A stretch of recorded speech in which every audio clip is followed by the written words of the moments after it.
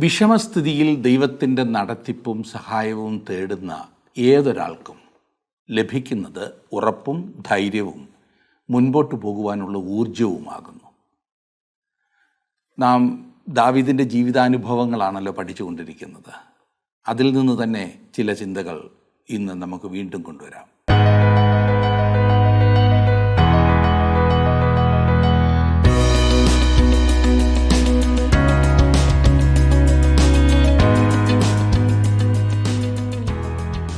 സൗകര്യങ്ങൾ വളരെ വർദ്ധിച്ചിട്ടുള്ള ഈ കാലത്ത് മനുഷ്യരെല്ലാം നേരിടുന്ന ഒരു പ്രശ്നമാകുന്നു അനിശ്ചിതത്വം, അൺസർട്ടനിറ്റി. ഇന്ന് ശരിയാകും, നാളെ ശരിയാകും എന്ന് ആശിക്കുവാൻ തുടങ്ങിയിട്ട് കാലങ്ങളേറെയായി. ഇനിയും എന്ന് ശരിയാകുവാനാണ് എന്ന് ആശങ്കപ്പെട്ടിരിക്കുകയാണെങ്കിൽ സങ്കീർത്തനക്കാരനായ ദാവീദ് തൻ്റെ ജീവിതത്തിലെ അനിശ്ചിതത്വത്തിൽ കണ്ടെത്തിയ ചില സത്യങ്ങൾ 63-ാം സങ്കീർത്തനത്തിൽ വിവരിക്കുന്നുണ്ട്. തൻ്റെ മകൻ അബ്ശാലോം ദാവീദിനെ സ്ഥാനഭ്രഷ്ടനാക്കി ദാവീദിനെ കൊല്ലുവാൻ ഓടിക്കുമ്പോൾ ദാവീദ് മരുഭൂമിയിലിരുന്ന് പാടിയതാകും ഈ പാട്ട്. അവൻ അവിടെ ഇരുന്ന് പിൻപോട്ട് നോക്കി തൻ്റെ പാപങ്ങളെയും പരാജയങ്ങളെയും ഓർത്ത് കുറ്റബോധത്തിൽ ഞെരുങ്ങുകയല്ല. ചുറ്റും നോക്കി മരുഭൂമിയുടെ ഭീകരതയിലെ ഭീതി ഇതിലില്ല. മുൻപോട്ട് നോക്കി നാളെയുടെ അനിശ്ചിതത്വത്തിൽ പതറുന്നുമില്ല. പിന്നെയോ അവൻ മുകളിലേക്ക് നോക്കി ദൈവത്തെ ആരാധിക്കുന്നു. ദൈവത്തിൽ തനിക്കുള്ള വിശ്വാസവും സ്നേഹവും അവൻ ഉറപ്പിക്കുന്നു. ആകുല ചിത്തനാകേണ്ടിടത്ത് ദാവീദ് ദൈവത്തിൽ ആവേശഭരിതനാകുന്നു. ആലയമോ ആചാര്യനോ ഇല്ലാത്ത മരുഭൂമിയിൽ ദാവീദ് വിശ്വാസത്താൽ ആരാധനയുടെ പുതിയ മാനങ്ങൾ കണ്ടു എന്ന് ഈ സങ്കീർത്തനം വ്യക്തമായി പറഞ്ഞു തരുന്നു. എൻ്റെ ദൈവം എന്ന് വിളിക്കത്തക്കവണ്ണം അവൻ്റെ ആശങ്കകളുടെ മരുഭൂമി ആരാധനയുടെ മന്ദിരമായി മാറി. ദൈവ സാന്നിധ്യത്തിനു വേണ്ടി, ആ സാന്നിധ്യത്തിൻ്റെ ആസ്വാദനത്തിനു വേണ്ടി ദാവീദിൻ്റെ ശരീരവും മനസ്സും വികാരങ്ങളും ഇഷ്ടങ്ങളും എല്ലാം വാഞ്ചിക്കുന്നത് കാണുക. ജീവിതത്തിലെ ഏതൊരു സാഹചര്യത്തെയും നേരിടുവാൻ നമ്മെ സജ്ജരാക്കുന്നത് ദൈവത്തെ അടുത്തറിഞ്ഞ് അവനെ ആരാധിക്കുന്നതാണ്. ഇന്ന് 63 മുതലുള്ള സങ്കീർത്തനങ്ങളാണ് നാം പഠിക്കുവാൻ പോകുന്ന ഭാഗം. എടുത്താട്ടെ 63-ാം സങ്കീർത്തനം, 67-ാം സങ്കീർത്തനം വരെ നാം ഇന്ന് ചിന്തിക്കുന്നതായിരിക്കും. 63-ാം സങ്കീർത്തനം എടുത്താട്ടെ.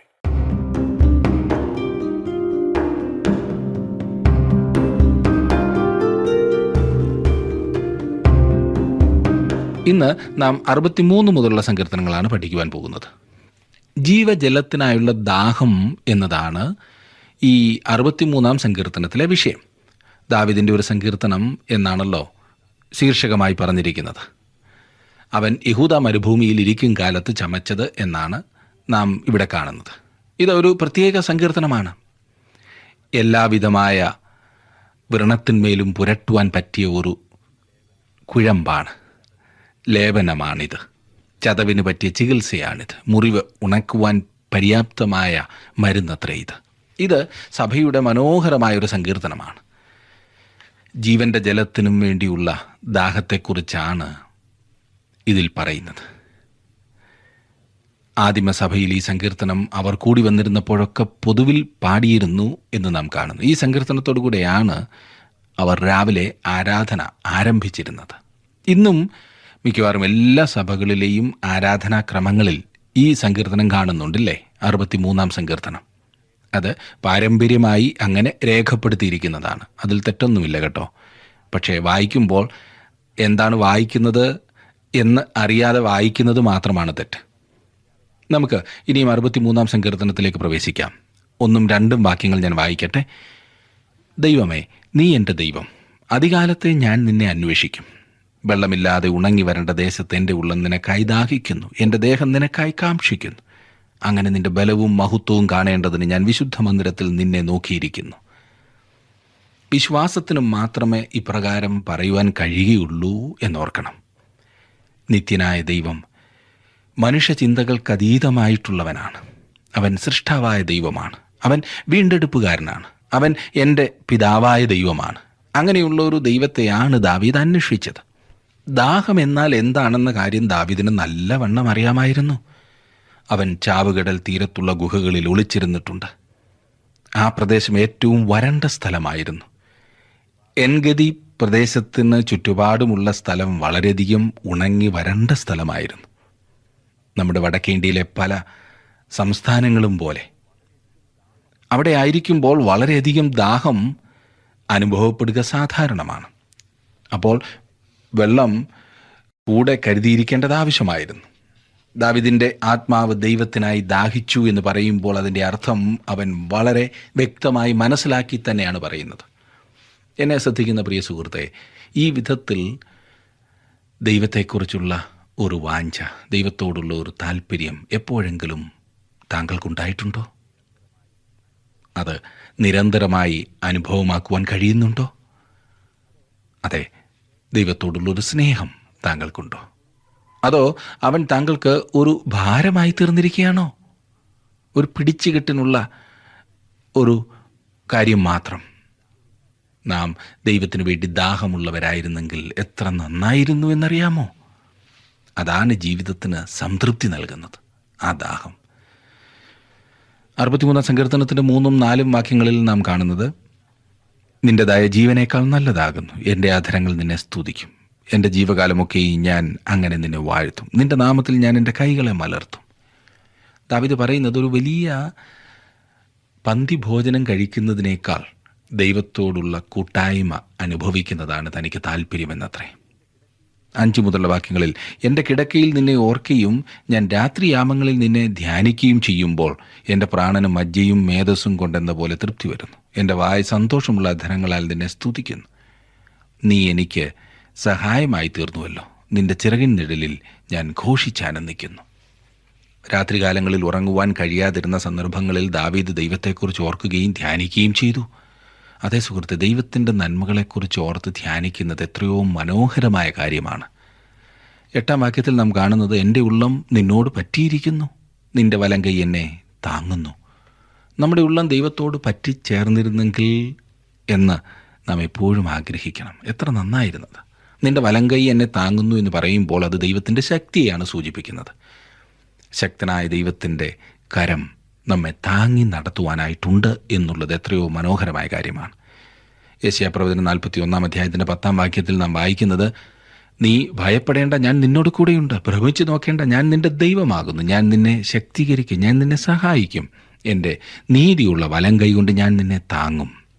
അതെ, എന്നെ ശ്രദ്ധിക്കുന്ന പ്രിയ സുഹൃത്തെ, ശക്തനായ ദൈവത്തിൻ്റെ വലങ്കൈ നിന്നെ പിടിച്ചിരിക്കുന്നു എന്ന ഉറപ്പ് നിനക്കുണ്ടോ? അവൻ താങ്കളെ താങ്ങി നടത്തുവാൻ മതിയായവനാണ്. താങ്കൾ അവനുമായി കൂട്ടായ്മ അനുഭവമാക്കുവാൻ ആഗ്രഹിക്കുന്നുണ്ടോ? ദൈവത്തിന് വേണ്ടിയുള്ള താങ്കളുടെ അഭിവാഞ്ച എത്രമാത്രമുണ്ട്? അവനുമായിട്ടുള്ള കൂട്ടായ്മ അനുഭവിക്കുവാനുള്ള ആ ദാഹം താങ്കൾക്കുണ്ടോ? എത്ര ശ്രേഷ്ഠമായൊരു സങ്കീർത്തനമില്ലേ? ഇനി നമുക്ക് 64 സങ്കീർത്തനത്തിലേക്ക് വരാം. ദുഷ്പ്രവർത്തിക്കാർ വിജയിച്ചു എന്ന് വരാം, എന്നാൽ ദൈവം അവരെ ന്യായം വിധിക്കും എന്നതാണ് ഈ സങ്കീർത്തനത്തിൻ്റെ പ്രധാന വിഷയം. 64 സങ്കീർത്തനത്തിൻ്റെ പ്രധാന വിഷയം. ഈ സങ്കീർത്തനത്തിനും ദാവീദിൻ്റെ ജീവിതത്തിലെ ഒരു ചരിത്ര പശ്ചാത്തലമുണ്ട്. എന്നാൽ അത് എന്താകുന്നു എന്ന് വ്യക്തമായി കാണുവാൻ കഴിയുന്നില്ല.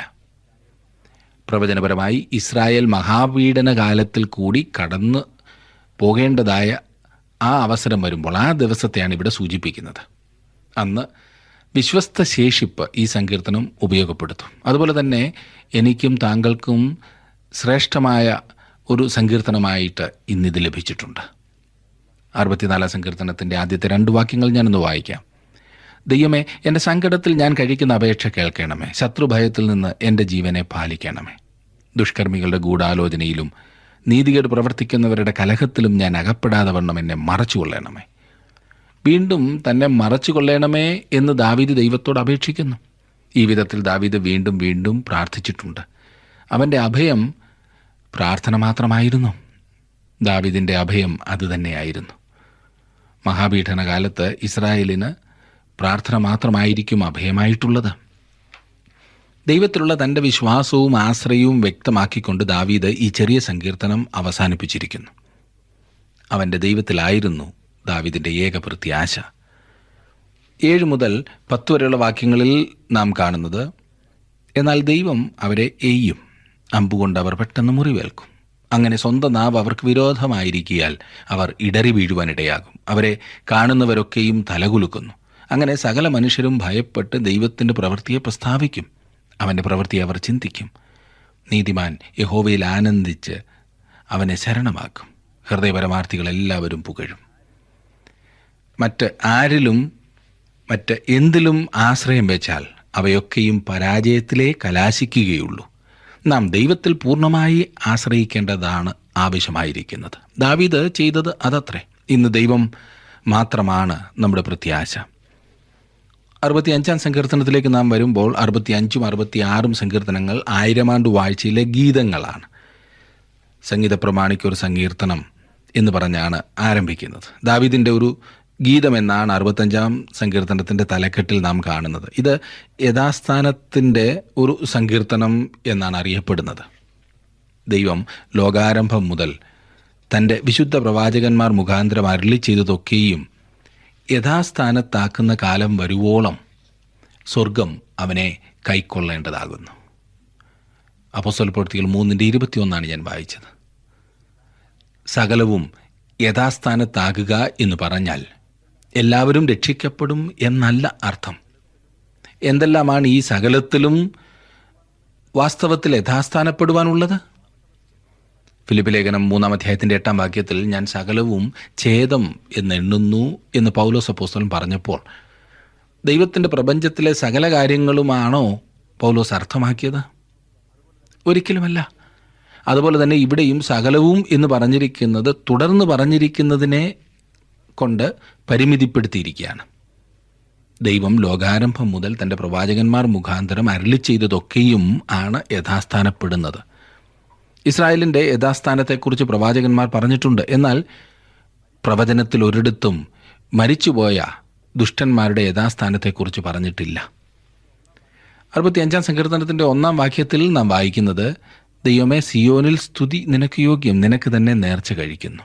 ഈ വാക്യം സ്വർഗീയ സിയോനെക്കുറിച്ചല്ല പറയുന്നത്. ഇവിടെ ഭൂമിയിലുള്ള സ്ഥലമായ സിയോനെയാണ് സൂചിപ്പിക്കുന്നത്. 2 മുതൽ 4 വരെയുള്ള വാക്യങ്ങളിൽ, പ്രാർത്ഥന കേൾക്കുന്നവനായുള്ളോവേ, സകല ജഡവും നിന്റെ അടുക്കലേക്ക് വരുന്നു. എൻ്റെ അകൃത്യങ്ങൾ എൻ്റെ നേരെ അതിബലമായിരിക്കുന്നു. നീയോ ഞങ്ങളുടെ അതിക്രമങ്ങൾക്ക് പരിഹാരം വരുത്തും. നിന്റെ പ്രാകാരങ്ങളിൽ പാർക്കേണ്ടതിന് നീ തിരഞ്ഞെടുത്ത് അടുപ്പിക്കുന്ന മനുഷ്യൻ ഭാഗ്യവാൻ. ഞങ്ങൾ നിന്റെ വിശുദ്ധ മന്ദിരമായ നിന്റെ ആലയത്തിലെ നന്മ കൊണ്ട് തൃപ്തന്മാരാകും. വീണ്ടെടുക്കപ്പെട്ട ജനം എന്ന നിലയിൽ അവർ തങ്ങളുടെ സന്തോഷം പ്രകടമാക്കുന്നതാണ് ഇവിടെ കാണുന്നത്. 9 മുതൽ നാം വായിക്കുമ്പോൾ, നീ ഭൂമിയെ സന്ദർശിച്ച് നനയ്ക്കുന്നു, നീ അതിനെ അത്യന്തം പുഷ്ടിയുള്ളതാക്കുന്നു. ദൈവത്തിൻ്റെ നദിയിൽ വെള്ളം നിറഞ്ഞിരിക്കുന്നു. ഇങ്ങനെ നീ ഭൂമിയെ ഒരുക്കി അവർക്ക് ധാന്യം കൊടുക്കുന്നു. നീ അതിൻ്റെ ഉഴവുചാലുകളെ നനയ്ക്കുന്നു, നീ അതിൻ്റെ കട്ട ഉടച്ച് നിരത്തുന്നു. മഴയാൽ നീ അതിനെ കുതിർക്കുന്നു, അതിലെ മുളയെ നീ അനുഗ്രഹിക്കുന്നു. നീ സംവത്സരത്തെ നിന്റെ നന്മ കൊണ്ട് അലങ്കരിക്കുന്നു. നിന്റെ പാതകൾ പുഷ്ടി പൊഴിക്കുന്നു. മരുഭൂമിയിലെ പുൽപ്പുറങ്ങൾ പുഷ്ടി പൊഴിക്കുന്നു. കുന്നുകൾ ഉല്ലാസം ധരിക്കുന്നു. മേച്ചൽപ്പുറങ്ങൾ ആട്ടിൻകൂട്ടങ്ങൾ കൊണ്ട് നിറഞ്ഞിരിക്കുന്നു. താഴ്വരകൾ ധാന്യം കൊണ്ട് മൂടിയിരിക്കുന്നു. അവ ആർക്കുകയും പാടുകയും ചെയ്യുന്നു. സകലവും പാടുന്നു. മരുഭൂമിയിൽ റോസാപുഷ്പങ്ങൾ വിരിയുകയും ഭൂമി അവസാനം സമാധാനത്തിലാകുകയും ചെയ്യുന്ന 1000 ആണ്ട് വാഴ്ചയുടെ മനോഹരമായൊരു ചിത്രമാണ് നമുക്കിവിടെ ലഭിക്കുന്നത്. അതിമനോഹരമായിരിക്കുന്നില്ലേ? താങ്കളുടെ വിലപ്പെട്ട നിർദ്ദേശങ്ങളും അഭിപ്രായങ്ങളും പ്രാർത്ഥനാ വിഷയങ്ങളും ഇന്ന് തന്നെ ഞങ്ങളെ വിളിച്ചറിയിക്കുക. വിളിക്കേണ്ട നമ്പർ 8281384455.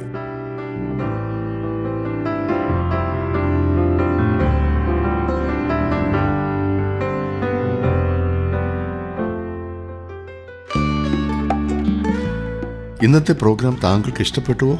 എങ്കിൽ ഉടൻ തന്നെ ഞങ്ങൾക്കൊരു മിസ് കോൾ തരിക. അടുത്ത വിജയി ഒരുപക്ഷെ താങ്കളായിരിക്കാം.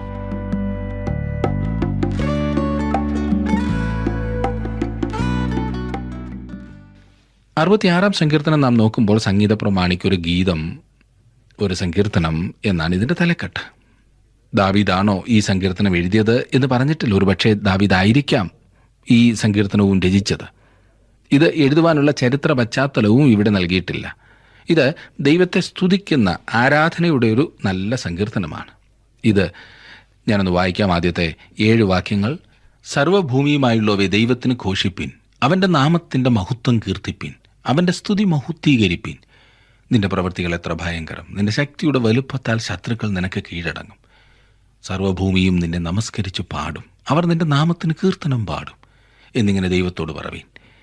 വന്ന് ദൈവത്തിൻ്റെ പ്രവൃത്തികളെ നോക്കുവിൻ. അവൻ മനുഷ്യപുത്രന്മാരോടുള്ള തൻ്റെ പ്രവൃത്തിയിൽ ഭയങ്കരൻ.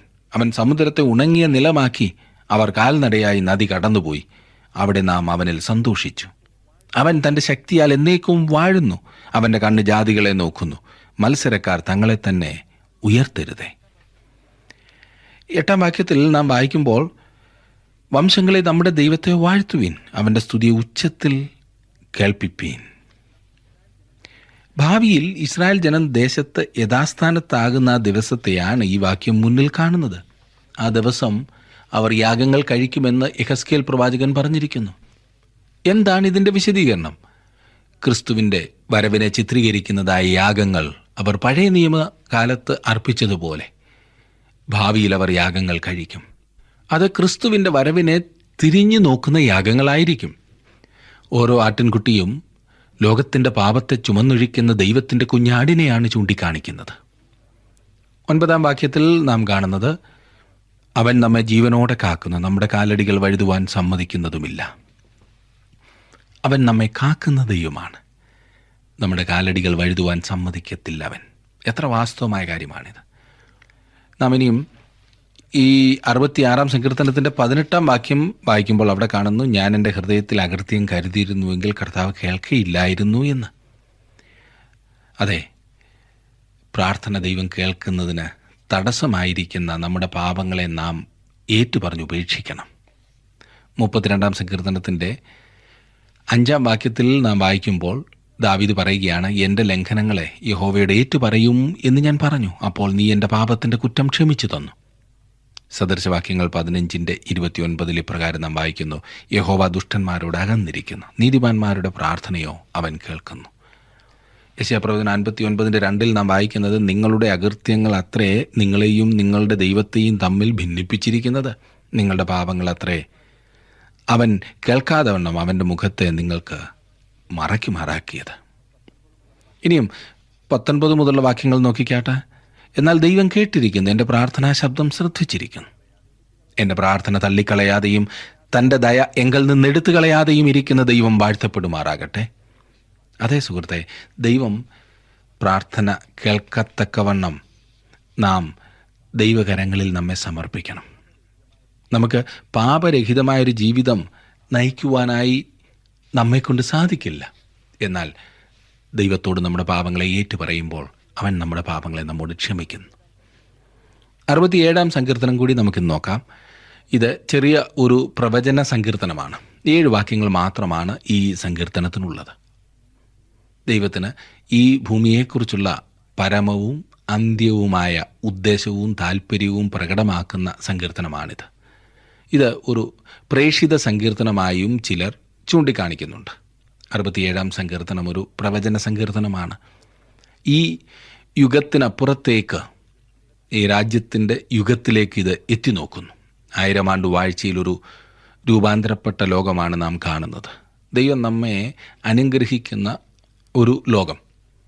ഭൂമിയുടെ അറ്റം വരെയും അന്ന് ദൈവത്തെ ഭയപ്പെടും. ശാപം നീങ്ങി അന്ന് നമുക്ക് സ്തുതിയുടെ ഗാനങ്ങൾ പാടുവാൻ കഴിയും. അന്ന് നമുക്കേവർക്കും ഹല്ലേലൂയ ഗാനം പാടുവാൻ കഴിയും. തിരുവചനത്തിൻ്റെ വ്യാഖ്യാനവും അതിൻ്റെ പ്രായോഗികത്വവും തമ്മിൽ അന്തരമുണ്ട്. വ്യാഖ്യാനം അടിസ്ഥാനപരമാണ്. അതൊരു അച്ചുപോലെയാണ്. അതായത് തിരുവചനത്തിൻ്റെ അർത്ഥം ഒന്നാകുന്നു, എന്നാൽ അതിന് പ്രായോഗിക വശവുമുണ്ട്. ആ പ്രായോഗിക വശത്തിന് വ്യത്യസ്തമായ അനുഭവങ്ങൾ ഉണ്ടായിരിക്കും. വ്യാഖ്യാനത്തെ അടിസ്ഥാനമാക്കിയുള്ള പ്രായോഗിക ഉപയോഗമായിരിക്കും ശരിയായിട്ടുള്ളത്. 67 സങ്കീർത്തനം ഒരു പ്രേഷിത സങ്കീർത്തനം അല്ല. എന്നാൽ ദൈവത്തിൻ്റെ പ്രേഷിത പരിപാടിയുടെ ശ്രേഷ്ഠമായ ചില തത്വങ്ങൾ ഇതിൽ അടങ്ങിയിട്ടുണ്ട്. നമ്മെ അനുഗ്രഹിക്കുമാറാകട്ടെ എന്ന് ഈ സങ്കീർത്തനത്തിൽ 3 പ്രാവശ്യം ഉപയോഗിച്ചിരിക്കുന്നതായി കാണാം. നിന്നെ സ്തുതിക്കുമെന്ന് 4 പ്രാവശ്യവും ഉപയോഗിച്ചിട്ടുണ്ട്. 3 ആളുകളെ അഥവാ 3 കൂട്ടരെക്കുറിച്ച് ഇവിടെ സൂചിപ്പിച്ചിരിക്കുന്നു. ഒന്ന്, ദൈവത്തെക്കുറിച്ച് 15 പ്രാവശ്യം സൂചിപ്പിച്ചിട്ടുണ്ട്. തൃത്വവും നമുക്കിവിടെ കാണുവാൻ കഴിയും. 2, നാം എന്ന് ഇവിടെ പറഞ്ഞിരിക്കുന്നു. ഇസ്രായേൽ ജനത്തെക്കുറിച്ച് 6 പ്രാവശ്യം ഇങ്ങനെ സൂചിപ്പിച്ചിട്ടുണ്ട്. 3, ജാതികൾ എന്ന് 9 പ്രാവശ്യം സൂചിപ്പിച്ചിട്ടുണ്ട്. അത് യഹൂദേതരരായ ആളുകളെക്കുറിച്ചാണ്. ഞാനും നിങ്ങളും അതിൽ ഉൾപ്പെടുമല്ലോ. ഈ സങ്കീർത്തനം എപ്രകാരമാണ് ആരംഭിക്കുന്നത് എന്ന് നമുക്ക് ശ്രദ്ധിക്കാം. 1-ാം വാക്യം, ദൈവം നമ്മോട് കൃപ ചെയ്ത് അനുഗ്രഹിക്കുമാറാകട്ടെ, അവൻ തൻ്റെ മുഖത്തെ നമ്മുടെ മേൽ പ്രകാശിപ്പിക്കുമാറാകട്ടെ. ഇത് ഒരു അനുഗ്രഹ വചനത്തോടെ ആരംഭിക്കുന്നു എന്ന് വേണമെങ്കിൽ പറയാം. തൃത്വത്തെ സൂചിപ്പിക്കുന്ന ഒരു വാക്യമാണിത്. ഇസ്രായേൽ ജനത്തെ മരുഭൂമി യാത്രയ്ക്ക് വേണ്ടി ഒരുക്കിയപ്പോൾ ദൈവം അവർക്ക് കൊടുത്ത തൃത്വത്തിൻ്റെ 3 വിധ അനുഗ്രഹങ്ങളാണ് ഇവിടെ സൂചിപ്പിച്ചിരിക്കുന്നത്. ആ അനുഗ്രഹം സംഖ്യാപുസ്തകം 6-ാം അധ്യായത്തിൻ്റെ 24 മുതൽ 26 വരെയുള്ള വാക്യങ്ങളിൽ നാം കാണുന്നു. യഹോവ നിന്നെ അനുഗ്രഹിച്ച് കാക്കുമാറാകട്ടെ. ഇത് പിതാവായ ദൈവത്തെ സൂചിപ്പിക്കുന്നു. യഹോവ തിരുമുഖം നിന്റെ മേൽ പ്രകാശിപ്പിച്ച് നിന്നോട് കൃപയുള്ളവൻ ആകട്ടെ. പുത്രനായ ദൈവത്തെയാണ് ഇത് സൂചിപ്പിക്കുന്നത്. യഹോവ തിരുമുഖം നിന്റെ മേൽ ഉയർത്തി നിനക്ക് സമാധാനം നൽകുമാറാകട്ടെ. ഇത് പരിശുദ്ധാത്മാവിൻ്റെ പ്രവൃത്തിയാണ്. നാം മുമ്പ് പഠിച്ചതുപോലെ ഇസ്രായേലിലെ ചില ഉപദേഷ്ടാക്കന്മാർ ദൈവത്തിൻ്റെ മുഖത്തെ മശിഹ ആയി കാണുന്നു. നമ്മുടെ രക്ഷകനും ദൈവപുത്രനുമായ കർത്താവായ യേശുക്രിസ്തുവാണ് ഈ മശിഹ. അങ്ങനെ ഇവിടെ പിതാവായ ദൈവം, പുത്രനായ ദൈവം, പരിശുദ്ധാത്മാവായ ദൈവം എന്നിവരുടെ 3 വിധമായ അനുഗ്രഹങ്ങൾ നമുക്ക് കാണുവാൻ കഴിയുന്നു. ഈ അനുഗ്രഹത്തിൻ്റെ അവസാനം സംഖ്യാപുസ്തകം 6-ാം അധ്യായത്തിൻ്റെ 25-ാം വാക്യത്തിൽ ഇപ്രകാരം നാം കാണുന്നു, ഇങ്ങനെ അവർ ഇസ്രായേൽ മക്കളുടെ മേൽ എൻ്റെ നാമം വയ്ക്കണം, ഞാൻ അവരെ അനുഗ്രഹിക്കും. ഈ അഹരോന്യ അനുഗ്രഹം 1000 ആണ്ട് വാഴ്ചയിൽ നിവൃത്തിയാകും. 2-ാം വാക്യത്തിൽ നാം കാണുന്നു, നിന്റെ വഴി ഭൂമിയിലും നിന്റെ രക്ഷ സകല ജാതികളുടെ ഇടയിലും അറിയേണ്ടതിന് തന്നെ. ഇസ്രായേൽ ജനം ദേശത്ത് മടങ്ങി വരുന്നതുവരെ, അതായത് അവരെ ദൈവം ദേശത്ത് ആക്കുന്നതുവരെ ഭൂമിയിൽ അനുഗ്രഹം ഉണ്ടായിരിക്കുകയില്ല. അത് സംഭവിക്കുമ്പോൾ യെശയ്യാ പറഞ്ഞിരിക്കുന്നത് അവർക്ക് ചെയ്യുവാൻ കഴിയും. യെശയ്യാ പ്രവചനം 49-ാം അധ്യായത്തിൻ്റെ 13 മുതൽ 16 വരെയുള്ള വാക്യങ്ങളിൽ നാം കാണുന്നത്, ആകാശമേ ഘോഷിച്ചുല്ലസിക്കുക, ഭൂമിയെ ആനന്ദിക്കുക, പർവ്വതങ്ങളെ പൊട്ടിയാർക്കുവിൻ. യഹോവ തൻ്റെ ജനത്തെ ആശ്വസിപ്പിക്കുന്നു, തൻ്റെ അരിഷ്ടന്മാരോട് കരുണ കാണിക്കുന്നു. സിയോനോ, യഹോവ എന്നെ ഉപേക്ഷിച്ചു, കർത്താവ് എന്നെ മറന്നു കളഞ്ഞു എന്ന് പറയുന്നു. ഒരു സ്ത്രീ തൻ്റെ കുഞ്ഞിനെ മറക്കുമോ? താൻ പ്രസവിച്ച മകനോട് കരുണ തോന്നാതിരിക്കുമോ? അവർ മറന്നു കളഞ്ഞാലും ഞാൻ നിന്നെ മറക്കയില്ല. ഇതാ, ഞാൻ നിന്നെ എൻ്റെ ഉള്ളം കയ്യിൽ വരച്ചിരിക്കുന്നു, നിന്റെ മതിലുകളെല്ലാം ഇപ്പോഴും എൻ്റെ മുമ്പിൽ ഇരിക്കുന്നു. തൻ്റെ ജനമായ ഇസ്രായേലിനെക്കുറിച്ച് ദൈവം പറയുന്നത്, ദൈവം പറഞ്ഞതുപോലെ തന്നെ അവൻ പ്രവർത്തിക്കുകയും ചെയ്യുന്നു. 3-4 വാക്യങ്ങളിൽ നാം കാണുന്നു, ദൈവമേ ജാതികൾ നിന്നെ സ്തുതിക്കും, സകല ജാതികളും നിന്നെ സ്തുതിക്കും. ജാതികൾ സന്തോഷിച്ച് ഘോഷിച്ചുല്ലസിക്കും, നീ വംശങ്ങളെ നേരോടെ വിധിച്ച് ഭൂമിയിലെ ജാതികളെ ഭരിക്കുന്നുവല്ലോ. ദൈവം അബ്രഹാമിന് കൊടുത്ത മനോഹരമായ ആ വാഗ്ദത്തം ഇതാണ്, ഞാൻ നിന്നെ സകല ജാതികൾക്കും അനുഗ്രഹമാക്കി തീർക്കും എന്ന്. തൻ്റെ 1-ാമത്തെ വരവെങ്കിൽ കർത്താവായ യേശു വ്യക്തമാക്കിയത് രക്ഷ യഹൂദന്മാരിൽ നിന്നും ആകുന്നു എന്നാണ്. 2-ാമത്തെ വരവെങ്കിൽ ഭൂമി രൂപാന്തരപ്പെടും, രക്ഷയുടെ ഏറ്റവും വലിയ സമയം ഭാവിയിലായിരിക്കുമെന്നത്ര എൻ്റെ വിശ്വാസം. ഈ കാലത്ത് ഈ ഭാഗം വാസ്തവമായി തീരുകയില്ല. അതിന് 1000 ആണ്ട് വാഴ്ചയുടെ കാലം വരെ കാത്തിരിക്കേണ്ടതായിട്ടുണ്ട്. യെശയ്യാ പ്രവചനം 66:19 ഇപ്രകാരം നാം വായിക്കുന്നു, ഞാൻ അവരുടെ ഇടയിൽ ഒരു അടയാളം പ്രവർത്തിക്കും, അവരിൽ രക്ഷിക്കപ്പെട്ട ചിലരെ ഞാൻ തർശീശ് വില്ലാളികളായ പൂൽ, ലൂദ് എന്നിവരും തൂബാൽ, യാവാൻ എന്നിവരുമായ ജാതികളുടെ അടുക്കലേക്കും എൻ്റെ കീർത്തി കേൾക്കുകയും എൻ്റെ മഹത്വം കാണുകയും ചെയ്തിട്ടില്ലാത്ത ദൂര ദ്വീപുകളിലേക്കും അയക്കും. അവർ എൻ്റെ മഹത്വത്തെ ജാതികളുടെ ഇടയിൽ പ്രസ്താവിക്കും. ലോകത്തിന് മാറ്റം സംഭവിക്കുന്ന ഒരു ദിവസം വരാൻ പോകുന്നു. അതാണ് നമുക്കിവിടെ കാണുവാൻ സാധിക്കുന്നത്. 5-ാം വാക്യത്തിൽ നാം കാണുന്നത്, ദൈവമേ ജാതികൾ നിന്നെ സ്തുതിക്കും, സകല ജാതികളും നിന്നെ സ്തുതിക്കും. ദൈവത്തിൻ്റെ ഉദ്ദേശം എന്താണ്? ഇസ്രായേലിനെ ദേശത്തേക്ക് മടക്കി കൊണ്ടുവരണം എന്നതാണോ? റോമാലേഖനം 11:25 നാം വായിക്കുന്നത്, സഹോദരന്മാരെ നിങ്ങൾ ബുദ്ധിമാന്മാർ എന്ന് നിങ്ങൾക്ക് തന്നെ തോന്നാതിരിപ്പാൻ ഈ രഹസ്യം അറിയാതിരിക്കരുത് എന്ന് ഞാൻ ആഗ്രഹിക്കുന്നു. ജാതികളുടെ പൂർണ്ണ സംഖ്യ ചേരുവോളം ഇസ്രായേലിന് അംശമായി കാഠിന്യം ഭവിച്ചിരിക്കുന്നു. എത്ര നാൾ? ജാതികളുടെ പൂർണ്ണ സംഖ്യ ചേരുവോളം. അതാണ് അതിൻ്റെ ഉത്തരം. 6-ാം വാക്യത്തിൽ കാണുന്നു, ഭൂമി അതിൻ്റെ അനുഭവം തന്നിരിക്കുന്നു. ദൈവം, നമ്മുടെ ദൈവം തന്നെ നമ്മെ അനുഗ്രഹിക്കും. പാപത്തിൻ്റെ ശാപം ഭൂമിയിൽ നിന്ന് നീക്കപ്പെടും എന്ന കാര്യം ശ്രദ്ധിക്കുക. 7-ാം വാക്യം, ദൈവം നമ്മെ അനുഗ്രഹിക്കും, ഭൂമിയുടെ ആർത്തികളൊക്കെയും അവനെ ഭയപ്പെടും. നമ്മുടെ സുവിശേഷ പ്രസംഗത്തിൻ്റെയൊക്കെ പ്രഥമമായ ഉദ്ദേശവും ഇതുതന്നെയാണല്ലേ? ആത്മാക്കളെ രക്ഷിക്കുക എന്നതാണ്. പ്രേക്ഷിത പ്രവർത്തനങ്ങളുടെ ഉദ്ദേശം എന്ന് ചിലർ പറയുന്നതായിട്ടുള്ള ഈ കാര്യം കർത്താവായ യേശുക്രിസ്തുവിൻ്റെ അന്ത്യകൽപ്പന നാം അനുസരിക്കേണ്ടതാകുന്നു എന്നുള്ളതാണ്. അതുകൊണ്ട് സകല സൃഷ്ടിയോടും നാം സുവിശേഷം അറിയിക്കണം എന്ന് മറ്റു ചിലർ പറയും. നാം സുവിശേഷം സകലരോടും അറിയിക്കേണ്ടത് ആവശ്യമാണ്. ഇതെല്ലാം ശരിയാണെങ്കിലും പ്രേക്ഷിത വേലയുടെ പ്രഥമമായ ഉദ്ദേശം അതാകുന്നു എന്ന് ഞാൻ ചിന്തിക്കുന്നില്ല. 5 മുതൽ 7 വരെയുള്ള വാക്യങ്ങൾ നാം വായിക്കുമ്പോൾ അവിടെ നമുക്ക് കാണുവാൻ സാധിക്കുന്നത്, ദൈവമേ, ജാതികൾ നിന്നെ സ്തുതിക്കും, സകല ജാതികളും നിന്നെ സ്തുതിക്കുമെന്ന് പറഞ്ഞുകൊണ്ട് സങ്കീർത്തനക്കാരൻ പാടുന്നതാണ്. അതെ, സുവിശേഷം പ്രസംഗിക്കുകയും ജനം രക്ഷിക്കപ്പെടുവാൻ തക്കവണ്ണം സുവിശേഷം അറിയിക്കുകയും ചെയ്യേണ്ടത് ആവശ്യമാണ്. അതുകൊണ്ട് ദൈവത്തെ മഹത്വപ്പെടുത്തുക എന്നതാണ് പ്രേക്ഷിത വേലയുടെ മുഖ്യമായ ഉദ്ദേശം. ദൈവത്തിൻ്റെ വചനം ലോകത്തിന് നൽകുന്നതിൽ കൂടി നാം ദൈവത്തെ മഹത്വപ്പെടുത്തുന്നു. സുവിശേഷം പ്രസംഗിക്കുമ്പോൾ നാം ദൈവത്തെ മഹത്വപ്പെടുത്തുന്നു. അത് ജനങ്ങൾ രക്ഷിക്കപ്പെടുമ്പോൾ വാസ്തവത്തിൽ ദൈവം മഹത്വപ്പെടുകയാണ്. ജീവിതത്തിൽ എന്തെല്ലാം സംഭവിച്ചാലും അതിലൂടെ എല്ലാം ദൈവത്തെ മഹത്വപ്പെടുത്തുക എന്നതായിരിക്കണം നമ്മുടെ പ്രധാന ലക്ഷ്യം. അതിനു വേണ്ടിയിട്ടുള്ള വഴികളെ വേണം നാം ആലോചിക്കുവാൻ. അപ്പോൾ ജീവിതത്തിലെ ഏതൊരു സാഹചര്യവും അനുഗ്രഹമായി മാറും, സന്തോഷമായി മാറും. ഇന്ന് ഈ പഠനം ശ്രദ്ധിക്കുവാൻ നിങ്ങൾ കാണിച്ച താല്പര്യത്തിന് പ്രത്യേകം നന്ദി. ദൈവം നിങ്ങളെ അനുഗ്രഹിക്കട്ടെ. നിങ്ങളുടെ സമയം വളരെ വിലപ്പെട്ടതാണ്. തുടർന്നും ദൈവവചനം പഠിക്കുവാനായി താല്പര്യപൂർവ്വം വന്നാട്ടെ. ദൈവം നിങ്ങളെ അനുഗ്രഹിക്കട്ടെ. അടുത്ത ക്ലാസ്സിൽ കാണാം.